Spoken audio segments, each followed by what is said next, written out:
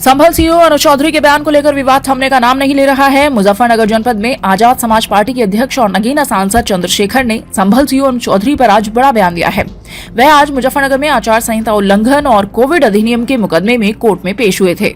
सांसद चंद्रशेखर ने कहा कि सीईओ अनुज चौधरी हमारे इलाके के हैं, उन्हें समय रहते ये नजर रखनी चाहिए कि जाने अनजाने में उनके किसी कार्य या बयान से सरकार को तो कोई फायदा नहीं हो रहा है। मतलब निकलते ही सरकार दूध से मक्खी की तरह सीईओ को निकाल फेंक देगी। आचार संहिता उल्लंघन के मामले में अदालत में पेश होने आए सांसद ने कहा कि सीईओ किसी सरकार के राजनीतिक साजिश का शिकार न बने। जनता की नजर में वह पार्टी बन जाएंगे, सरकार बदल जाएगी, दूसरे नेता आ जाएंगे। पिछले दिनों सीईओ के पिता ने भी ये चिंता जाहिर की है।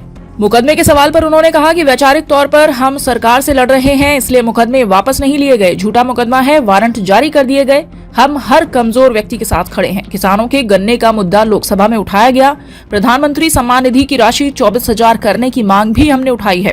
देखने वाली बात ये होगी कि सरकार ईद पर कितना खर्च करती है। बता दें कि आचार संहिता उल्लंघन और कोविड अधिनियम के मुकदमे में गैर जमानती वारंट जारी होने के बाद नगीना सांसद चंद्रशेखर समेत 10 आरोपी कोर्ट में पेश हुए और वारंट रिकॉल कराए। विशेष एमपी एमएलए कोर्ट ने अगली सुनवाई के लिए 29 मार्च नियत कर दी है। कोरोना काल में जो मुकदमे दर्ज हुए हैं वो सारे मुकदमे सुप्रीम कोर्ट के ऑर्डर पे सरकार ने कहा कि हम वापस ले रहे हैं।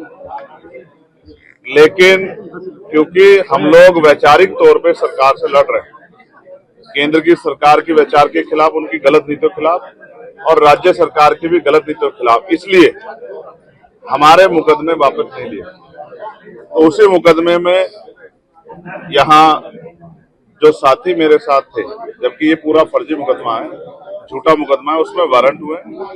उसी वारंट पे उसको रिकॉल कराने के लिए यहाँ आज आपके बीच आज दिल्ली के जंतर मंतर पे जमीयत उलेमा हिंद और जो मुस्लिम पर्सनल लॉ बोर्ड के आह्वान पर एक बड़ा प्रदर्शन चल रहा है वक्फ बिल को लेकर, क्या कहेंगे इसको लेकर? अगर मैं यहाँ आज मेरी तारीख ना होती तो अभी उनके बीच में होता। जब यहाँ से जाऊंगा तो उनके धरने में शामिल होकर अपनी सहमति और अपना समर्थन उनको दूंगा, क्योंकि जिसके हक पर डाका पड़ेगा वो अपनी लड़ाई लड़ने का काम करेगा।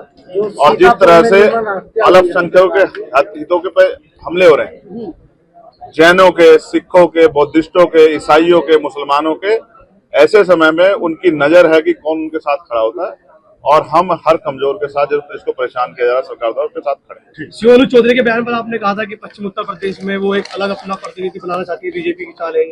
मैं आज स्पष्ट कर रहा हूं, अनुज हमारे क्षेत्र के नहीं। मैं उनको भी कहना चाहता हूं कि वो किसी सरकार की राजनीतिक साजिश के शिकार ना हो जाए। वो किसान परिवार से आते हैं। जिस दिन सरकार का मतलब निकल जाएगा, वो दूध में से मक्खी की तरह निकाल के उनको फेंकेंगे और वो जनता की नजरों में वो पार्टी बन जाएंगे। और दूसरी सरकारें जब बदलेंगी तो वो सरकार तो बदल जाएगी। तो नेता जिनके उनसे इस तरह के बयान या इनके बयान को जो इस तरह से जो है बढ़ावा दे रहे हैं, वो तो हट जाएंगे कुर्सी से, दूसरे आ जाएंगे।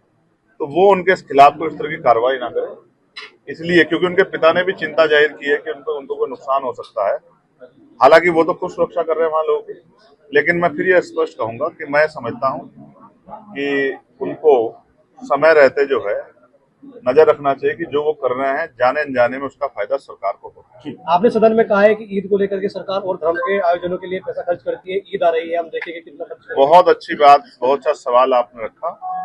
ये देश धर्मनिरपेक्ष राष्ट्र है, यहाँ सभी धर्मों का सम्मान होता है और भारतीय जनता पार्टी का नारा है सबका साथ सबका विकास।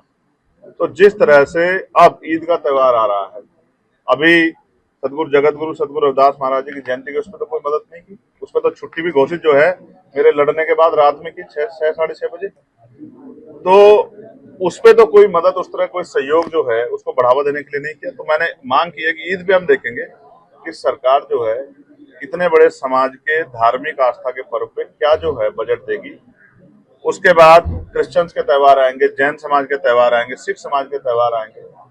जो त्योहार आएंगे हम ध्यान रखेंगे कि बजट का कितना पैसा किस त्योहार पे खर्च हो रहा है, क्या यहाँ सभी धर्मों का सम्मान हो रहा है, नहीं हो रहा है। मैं मुजफ्फरनगर के लिए एक बात कह दूं कि बुढ़ाना में एक घटना हुई थी, आपको याद है, और आज मुझे जानकारी मिली, सैकड़ों लोग आए हुए कि साहब हमारे ऊपर मुकदमे वापस लेने का पुलिस दबाव बनाए। मैं पुलिस के अधिकारियों को कहूंगा कि ये व्यवहार उनका अच्छा नहीं।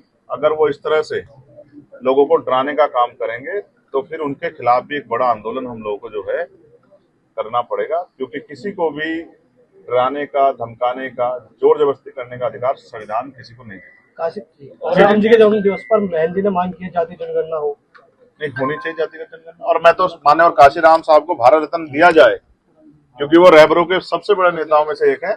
ऐसी मैं जो है मांग करता हूँ आजकल। आपको लगता है कि सरकार देगी? जैसे नहीं देगी तो जब हमारे आ जाएगी हम देंगे। औरंगजेब की खबर को लेकर बड़ा मुद्दा बनाया जा रहा है इस वक्त। ये कहाँ पर है? महाराष्ट्र में। तो आप तो यहाँ उत्तर प्रदेश की न्यूज कवर कर रहे हो। अब जब महाराष्ट्र जाऊंगा तो उनका जवाब दे। जी गन्ने पर इस बार मूल्य नहीं बढ़ा, लेकिन मैंने अभी आपके पार्लियामेंट में उठाया, आपको पता नहीं पता है?